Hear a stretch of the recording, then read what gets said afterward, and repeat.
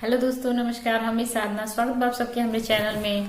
हम एगो विदाई के गीत गावे जातनी और उम्मीद करतनी आप सबके ये गीत पसंद है। गीत पसंद है तो प्लीज हमारे चैनल के सब्सक्राइब, वीडियो के लाइक, शेयर और कमेंट जरूर करब।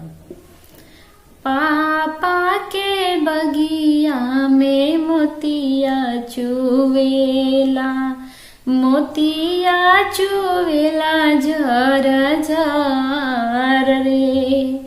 पापा के बगिया में मोतिया चुवेला, मोतिया चुवेला झर झर रे।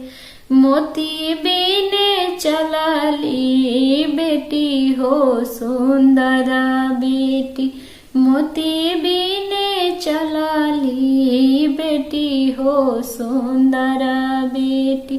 सब मोती कैली ढेर रे, सब मोती कैली ढेर रे।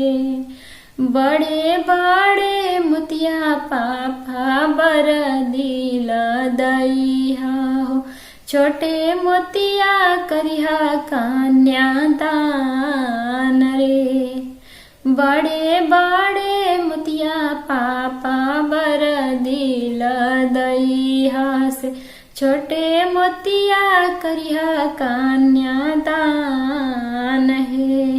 मड़वा में बैठल पापा रोवेले हो, दुलारी धिया चलल जाय रे। मड़वा में बैठल पापा रोवेले हो, दुलारी धिया चलल जाय रे। मड़वा में बैठल हंसेले कवन ससुर, आजू घरवा होई है आजोर रे।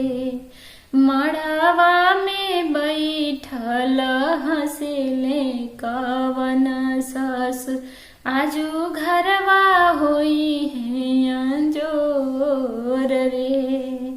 आजू घरवा होई है आजोर रे।